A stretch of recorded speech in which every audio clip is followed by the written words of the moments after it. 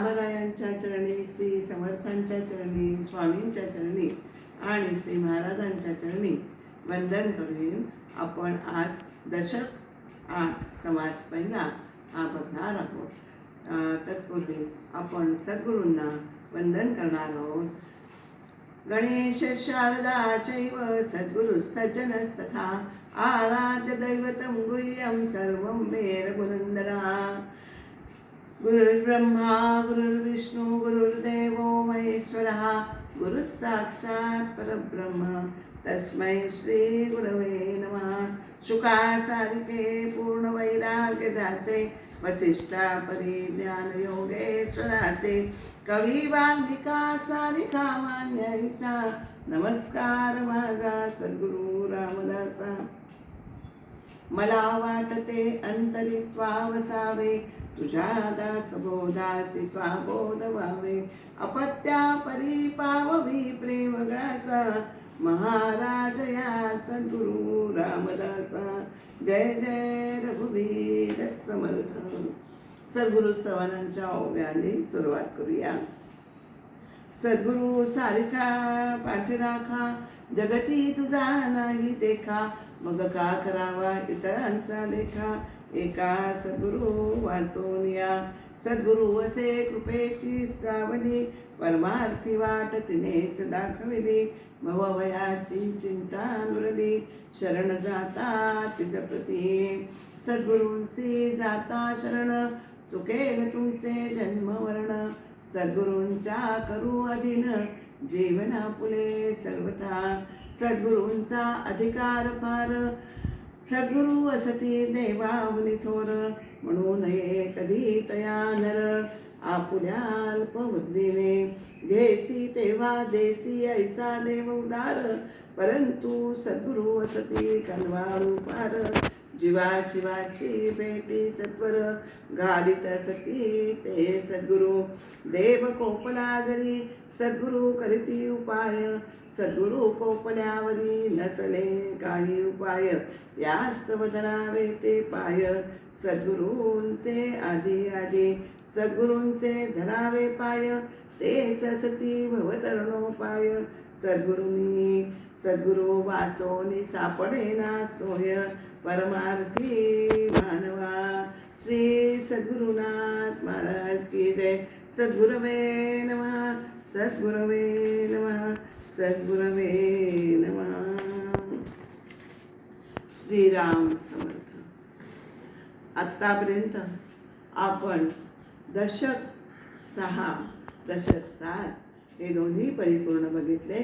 दशक 6 दशक 7 आणि दशक 8 यामध्ये तिन्ही दशकांमध्ये आत्मतत्वावर चर्चा आहे। त्याचं ज्ञान कसं होतं देवशोधन ते देवदर्शन असा या तिन्ही दशकांचा हा प्रवास आहे। 7वा ग्रंथ जसा आधी वेगळा ग्रंथ म्हणून प्रचलित दासबोध म्हणून होता तसाच हा 8वाही ग्रंथ प्रचलित दासबोध हा समर्थांच्या काळी धरला जायचा। आणि जसा 7वा दशकचा 200 समासी दासबोधात जोडला तसाच हा 8वा दशकही समर्थांनी 200 समासी दासबोधामध्ये हा जोडलेला आहे। 8व्या दशकाचे नाव आहे मायोद्भव असे आहे। खरं तर असं आहे पण समर्थांनी त्याला ज्ञानदशक का म्हटलेलं आहे ते कारण अगदी योग्य आहे। काय आहे मिथ्या मायेचे पूर्ण निरसन झाल्याशिवाय मिथ्या मायेचे पूर्ण निरसन झाल्याशिवाय खरे ब्रह्मदर्शन होत नसते। आणि ते ज्ञान आपल्याला सद्गुरू देत असतात। आणि पण शिष्य जर परिपूर्ण नसेल ना तर त्याच्या मनात नाना तऱ्हेच्या शंका कुशंका या येतच असतात।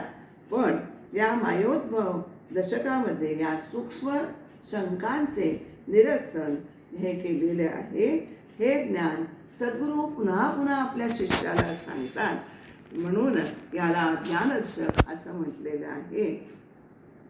त्यामुळे आपल्याला देवदर्शन देवशोधन ते देवदर्शन असा तिन्ही असा साधकाचा प्रवास ह्या तिन्ही दशकातून दिसतो. आता आपण दर्शन या टप्प्यापर्यंत येऊन पोचलेलो आहोत. देवदर्शन म्हणजे काय?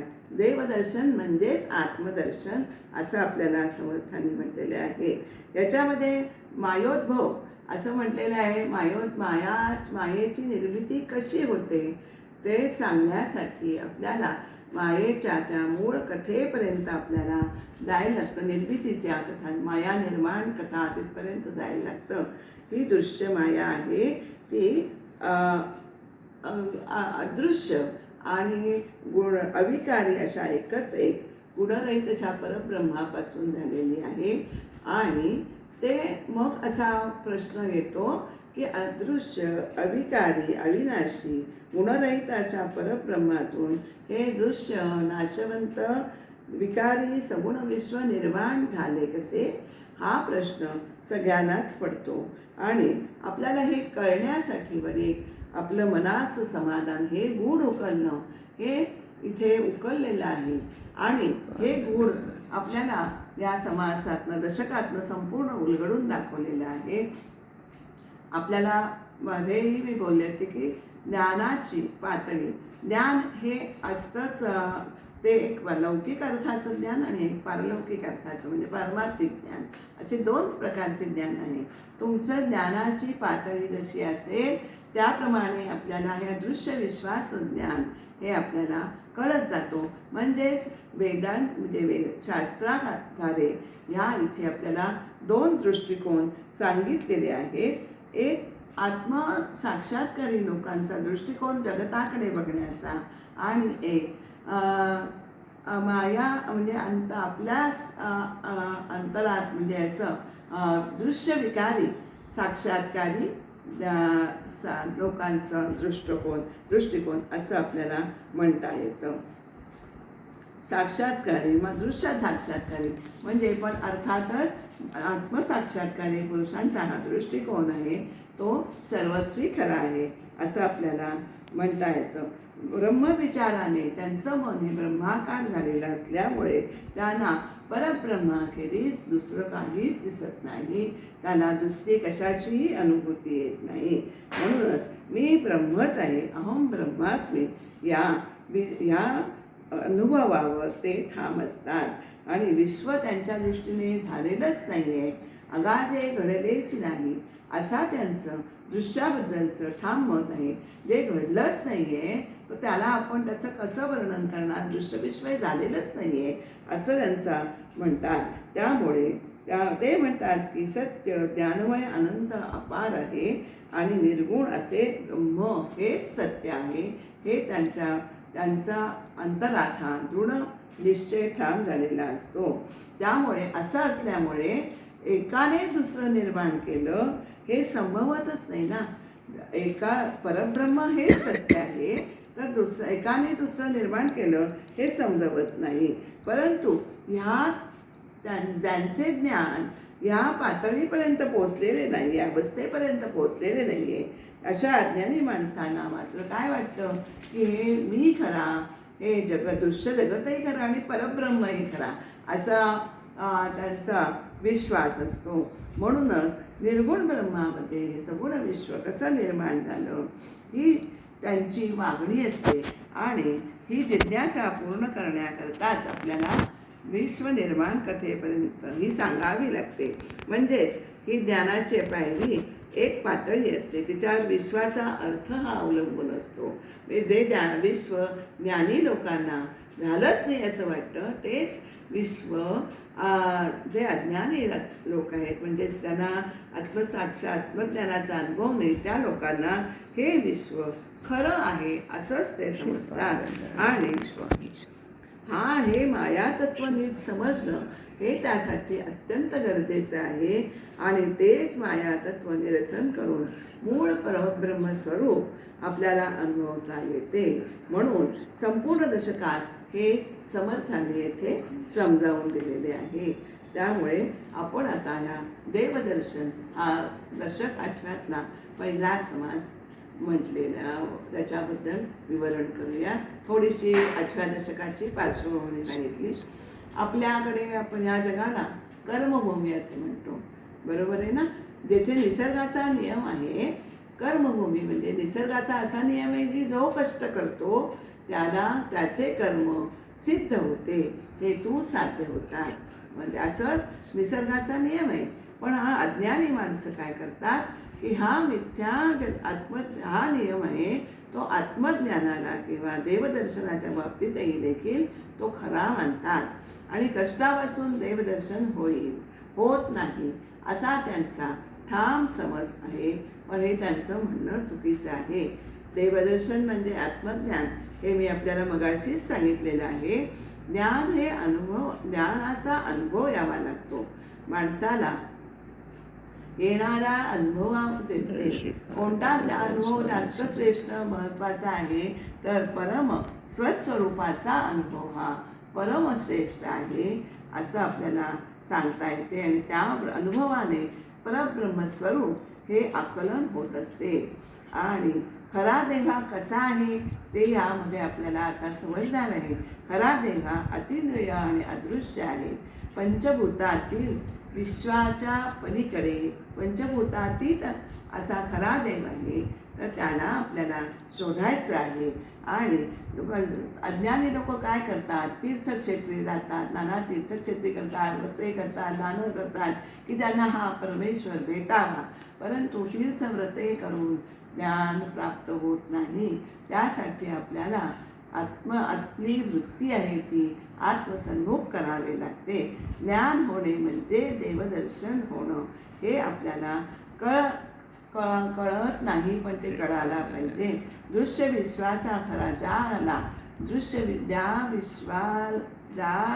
विश्वाला ज्या परमात्म्याचा एकमेव अशा परमात्म्याचा आधार आहे त्याचे ज्ञान होणं हे खरं म्हणजे गरजेचे आहे. हे दृश्य विश्व ज्यांनी निर्माण केलं, ज्याच्या सत्तेवर सूर्य चंद्र उगवतात, समुद्र मर्यादा राखून चालतो, असं सगळं जे घडतं, नद्या नाले वाहतात, म्हणजे पंचभूत त्याच्या अतीत आहेत. असा जो आहे ज्यांनी या ब्रह्मादिक देवांनाही निर्माण केलेला आहे, असा तो देव तो खरा देव आहे असं समर्थाने या समासात आपल्याला समजावून सांगितले आहे. आणि पण समाजाकडे आपण नजर टाकली तर आपल्याला काय दिसतं तर अनेक देव अनेक उपासना आहेत. तर आणि प्रत्येकाला अनेक शास्त्रांचे अनेक वाद आहेत आणि अनेक अनुभव आहेत. यांचा सगळा कल्लोळ आहे तो आपल्याला इथे जगामध्ये समाजात दृष्टीस पडतो. या सगळ्या घोटाळ्यातून बाहेर पडून जो कोणी एखादा खरा शहाणा माणूस असतो ना, तो या खरा देवाचा शोध करतो. या सृष्टीमध्ये असं काहीतरी गूढ आहे, सीमित करणार आहे, यात शंका नाही. म्हणून प्रश्न निर्माण होतो की ही सृष्टी निर्माण कोणी केली, कशी केली आणि का केली. हा असा या समासाचा आराखडा सांगता येतो. यामध्ये ओवी 1 ते 15 मध्ये नाना हे जे अज्ञानी लोक, आपण सामान्य लोक जे सायास करतो देवदर्शन होण्याकरता, त्यांचे वर्णन केलेले आहे. 16 ते 24 मध्ये देव कोण आहे याचं वर्णन आहे. आणि 25 ते 29 या देवाचं कर्तृत्व काय आहे याचं वर्णन आहे. तर 30 ते 52 मध्ये देवाने निर्माण केलेली ही चंचल सृष्टी, स्थूल सृष्टी ही देव होऊ शकत नाही याचं स्पष्टीकरण दिलेलं आहे. आणि 53 ते 57 मध्ये या देवाला कसं ओळखावं असं सांगितले आहे. आणि 58 ते 60 मध्ये पुढील समासाचं बीजारोपण याच्यामध्ये केलेलं आहे. आता आपण या समासाच्याकडे वळणार आहोत. देवदर्शन. शरीराला कष्ट दिल्याशिवाय देवाचे दर्शन होत नाही असा चुकीचा समज करून घेतात की कोण सामान्य माणसं असा चुकीचा श्रम करून घेतात आणि वृथाश्रमात पडतात. त्यांना वृथाश्रम होतात देव शोधण्याचे. ते कसे प्रयत्न करतात याचं वर्णन इथे आलेले आहे. श्रोती भावे सावधान, निवळ ज्ञान बाळबोध, गुरु शिष्यांचा संवाद अतिसुगम परियेसा. इथे आपल्याला श्रोत्यांना वक्ता सांगतोय की हा गुरु शिष्याचा संवाद आहे. त्यामुळे शुद्ध आत्मज्ञान हे सांगितलेले आहे. पण इतकं सोपं करून सांगितलंय की ते अगदी लहान मुलाला देखील समजेल. नाना शास्त्रे आता का आपल्याला हे सायास होतात त्याचं वर्णन आहे. आपण नाना प्रकारची शास्त्र अभ्यासली, गेलो अभ्यासाला, तर हे आयुष्य इतकं थोडं आहे की तेवढं पुरणार आहे का आपल्याला? नाना शास्त्रांचा अभ्यास करायला एवढंच आयुष्य आहे, पुरेल असं होतं. आणि अंतरी आपल्याला सर्व, आणि त्याच्यामुळे अभ्यासाने मन निश्चल होत नाही, हे मात्र निर्विवाद आहे.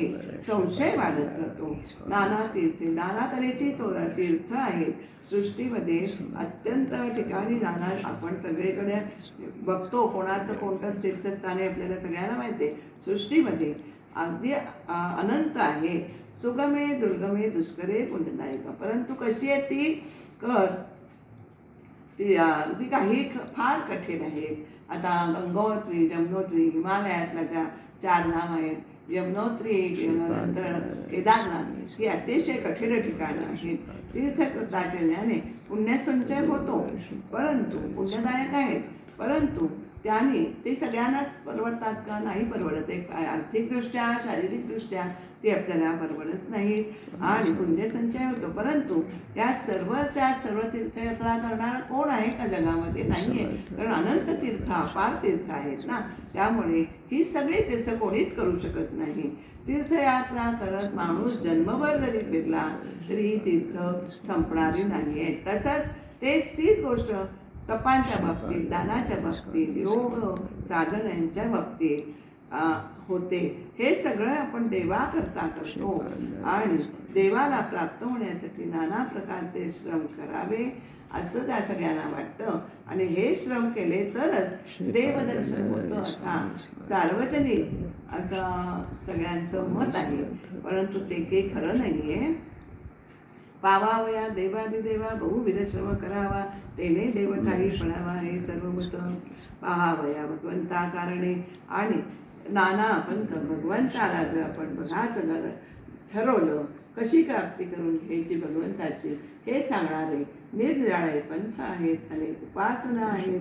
त्यांचे स्वरूप कसे आहे हे तरी समजलं पाहिजे. इतके पंथ आहेत की कोणत्या पंथाकडे वळावं हे आपल्याला कळत नाही. त्यामुळे बहुत देव दृष्टीवरी, आणि या सृष्टीवरी अनंत देव आहेत, त्यांची गणना 33 कोटी देव आहेत. आपले सगळ्यांनाच माहिती आहे, हिंदूंमध्ये आपण मानतो की 33 कोटी देव आपल्या मानले जातात. कोटी म्हणजे प्रकार असा अर्थ केला जातो. अनेक देव आहेत, त्या कोणाला एक एक देव कोणे परी कुठे ठाई पडेना असेच देव आहे. त्यामुळे खरा देव आहे, यांची आपण शोध करायला गेलो तर तो खरा देव आहे तो काही आपल्याला सापडत नाहीत. अनेक उपासना आहेत, अनेक भक्त आहेत.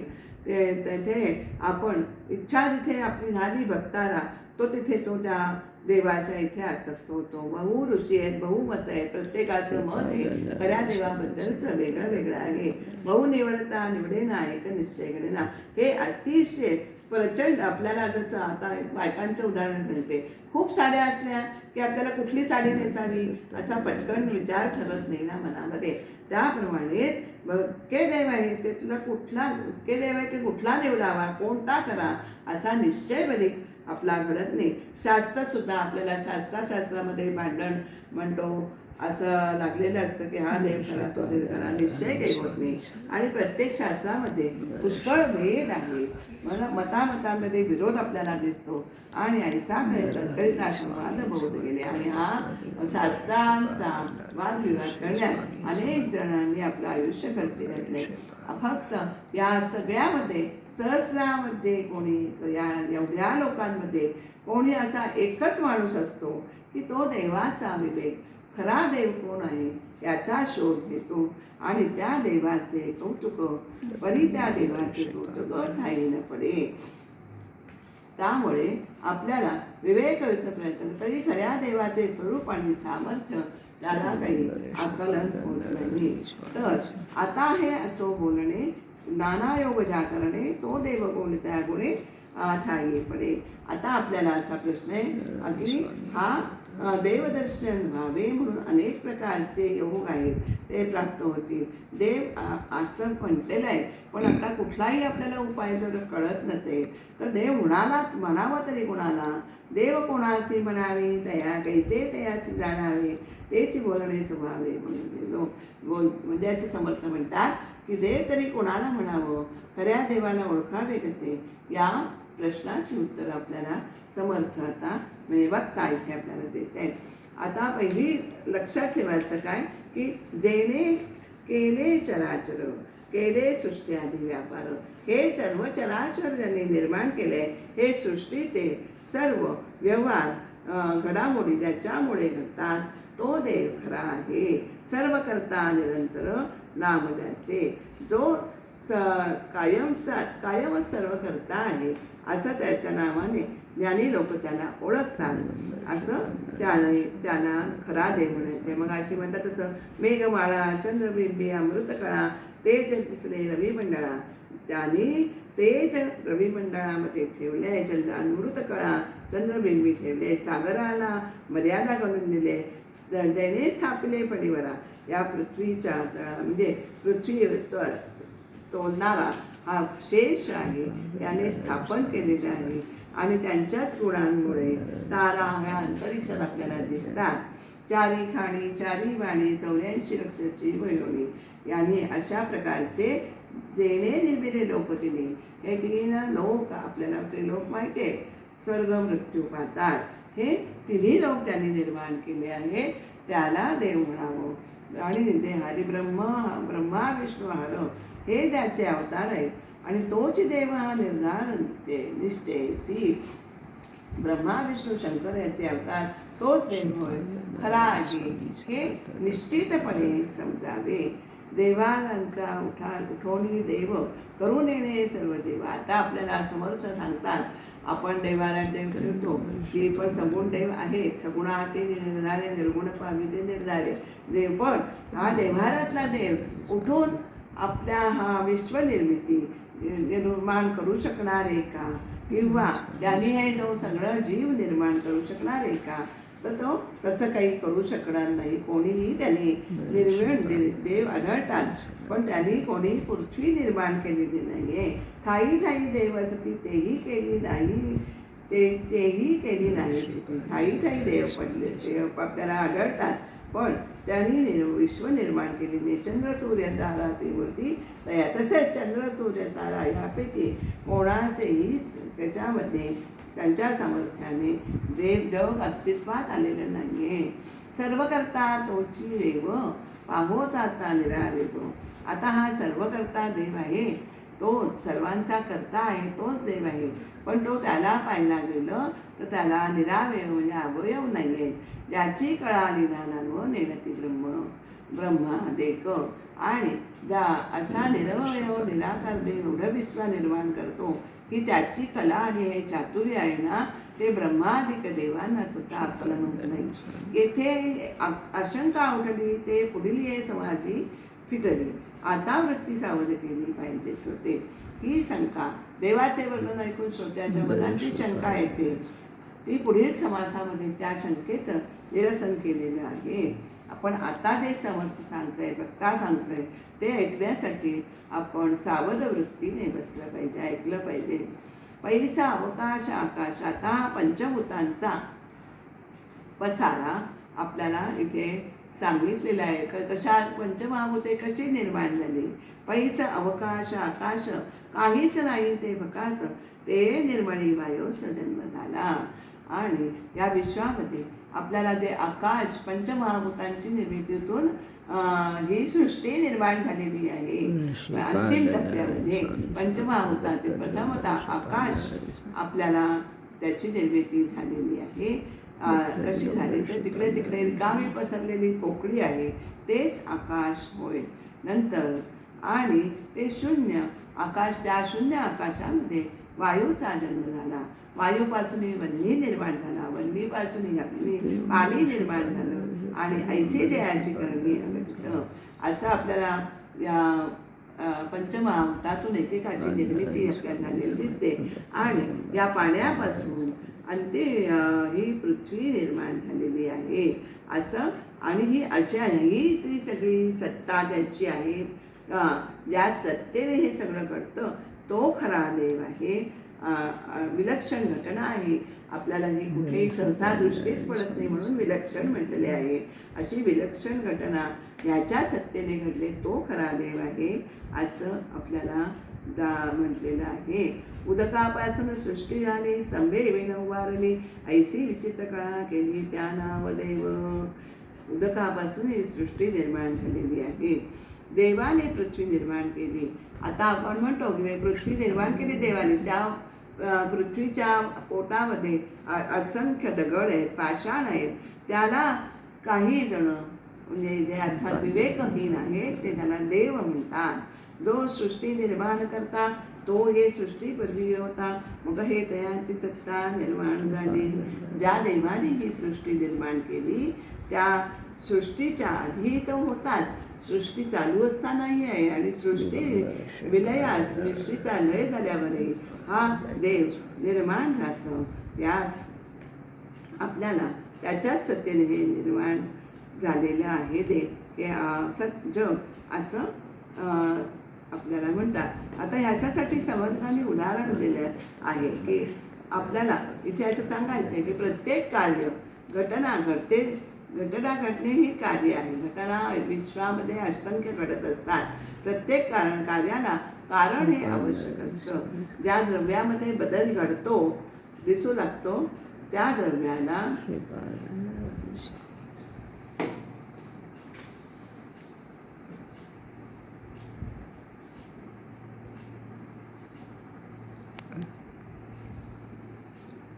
ज्या द्रव्यामध्ये आपल्याला बदल घडून दिसू लागतो, कार्य दिसू लागतं त्याला उपादान कारण म्हणतात. आणि जे त्याला निमित्त होतं कार्य जी वस्तू कार्य कारण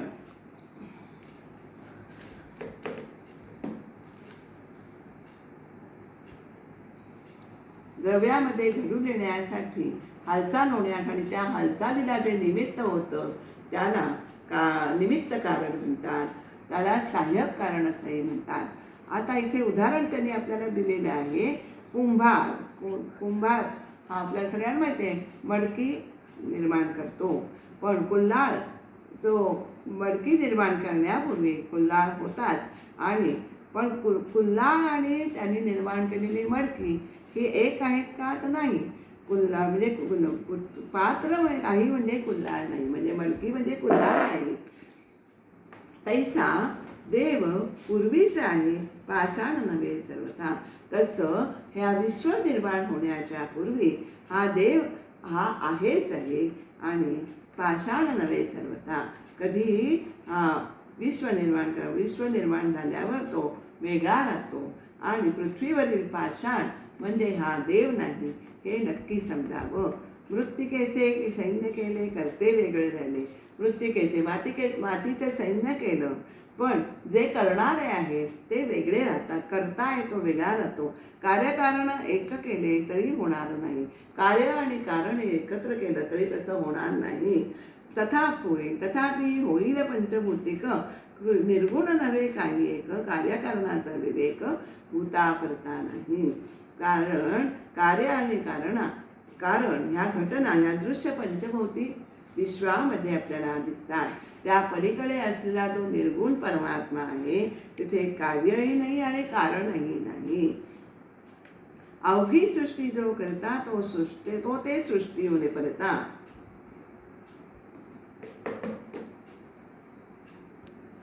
अवघी सृष्टी जो करता या अवघ्या सृष्टीचा जो करता आहे तो या सृष्टीच्या मूळ पलीकडे आहे. तेथे संशयाच्या वार्ता काढूच नये. या बाबतीत संशय काढूच नये. यत्किंचही संशय मनामध्ये बाळगू नये. आता आपल्याला अनेक उदाहरण तसे दिलेले आहे. त्याचा सृष्टीकर्ता देव परी तो नव्हे सृष्टीभाव. देणे केले नाना जीव तो जीव कैसा. जो निर्माण करणारा देव आहे तो कसा होईल?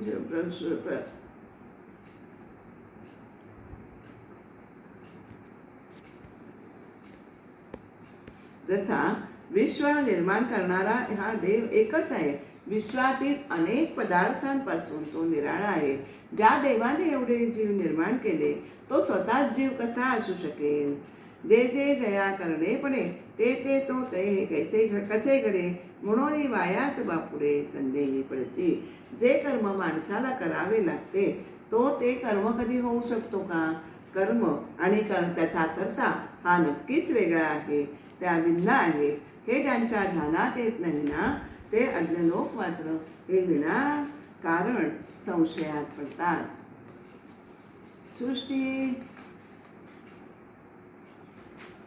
सृष्टी ऐसेली स्वभावे गोपुर निर्मिले बरवे, परी तो गोपुर करता नव्हे. अनेक समर्थांनी उदाहरणं दिलेली आहेत. आपल्याला दक्षिणेकडे गोपुर आपल्याला दिसतात. गोपुर तो निर्माण करतो, त्याच्यावरचे चित्र पुतळे निर्माण करतो, ती अगदी खऱ्यासारखी वाटतात. पण तो गोपुर करता म्हणजे गोपुर होईल का? गोपुर आणि ते रचणारा कारागीर हे दोन्ही एकच असू शकत नाही. तैसे जग निर्मिले जेणे तो वेगळा पूर्णपणे, एक म्हणती मूर्खपणे जगतोची जगदीश. तसंच जग निर्माण ज्याने केलाय तो ज्या जगापेक्षा पूर्णपणे निराळा आहे. परंतु काही मूर्ख जग आणि जगदीश एकच आहे असं केवळ मूर्खपणाने ते म्हणतात. एवं जगदीश तो वेगळा, जग निर्माण त्याची कळा, तो सर्वामध्ये बरी निराळा सोनी सर्वी. असा हा जगदीश, जग निर्माण करणारा त्याला जगदीश म्हटलेला आहे. तो त्याची जग निर्माण करणे ही त्याची कला आहे. आणि या असं त्यांनी निर्माण केलं तरी तो सगळ्यामध्ये असून तो सर्वांमध्ये नाही. म्हणजे तो करून या करता असतो, सगळ्यांपासून तो अलिप्त असतो. म्हणून भूतांचा कर्दमू यासी अलिप्त आत्मारामू, अविद्या गुणे माया प्रभू सत्यसी वाटे. हा विश्वाचा एवढा पसारा मायेने दृश्य विश्व निर्माण केले, हे सर्वस्वी खरे आहे असं कोणत्याही ग्रंथामध्ये, आपल्याला अद्वैत ग्रंथामध्ये आढळत नाही.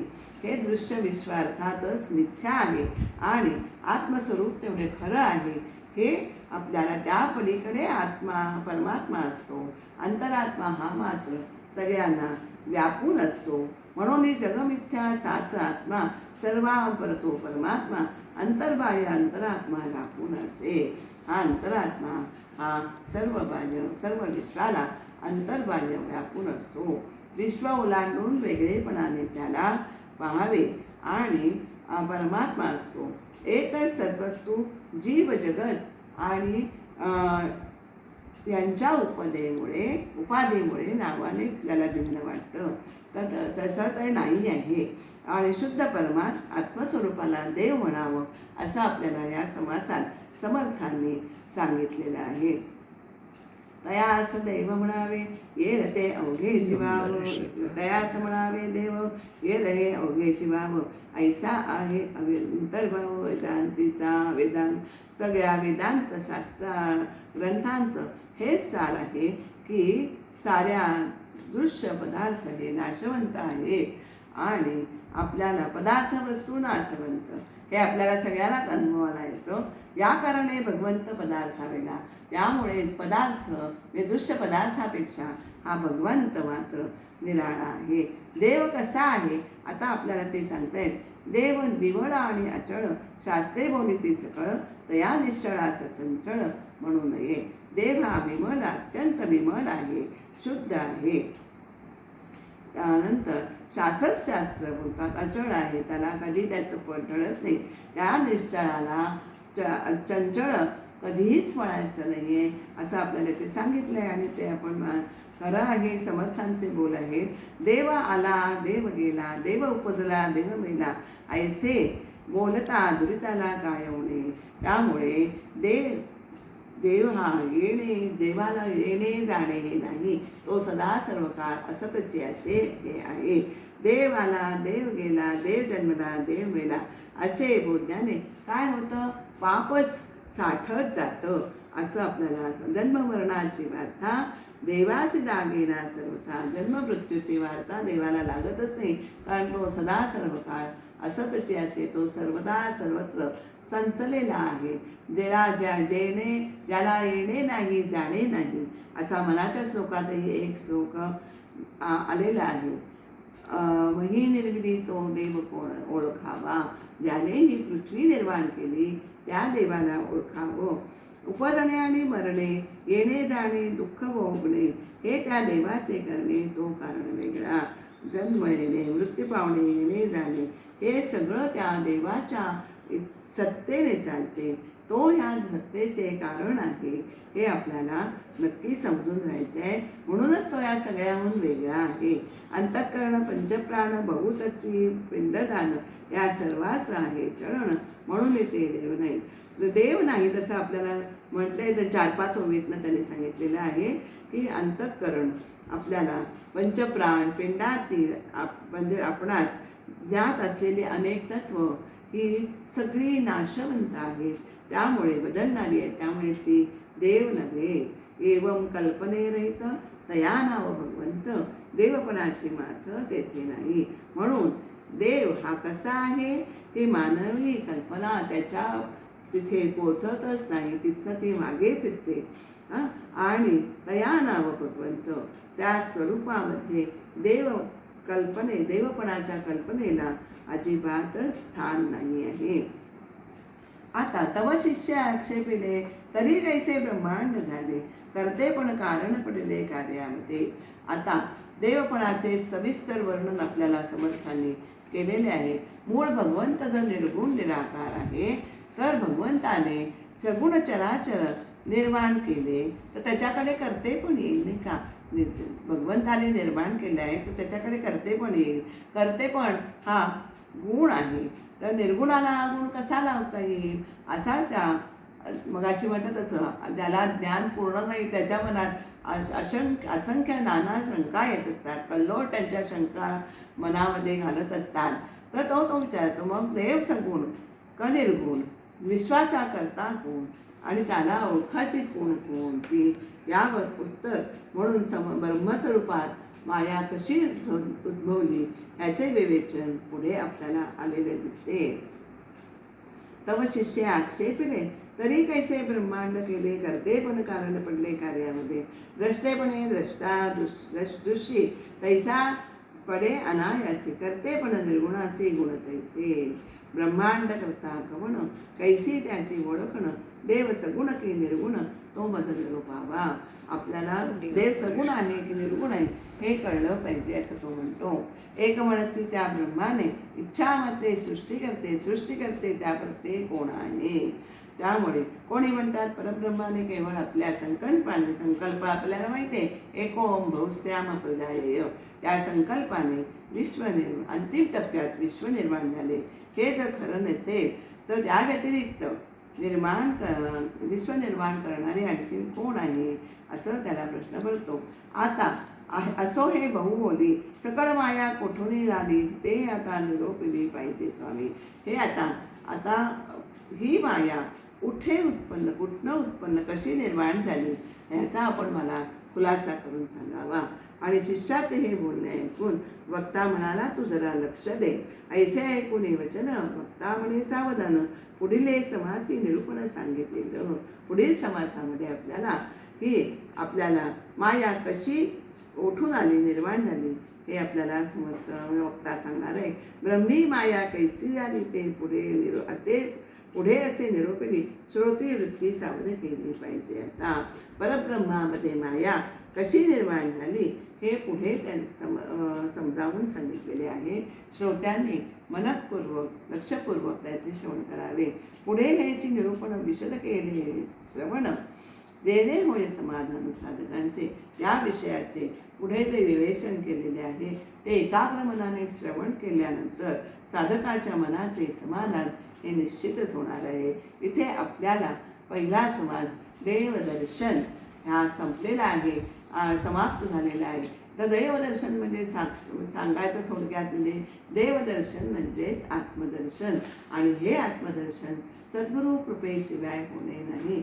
तेव्हा सद्गुरूंची काया वाचा मनोभावे आपण सेवा केली, त्यांच्या कृपेमुळे हे दर्शन आपल्याला घडणार आहे.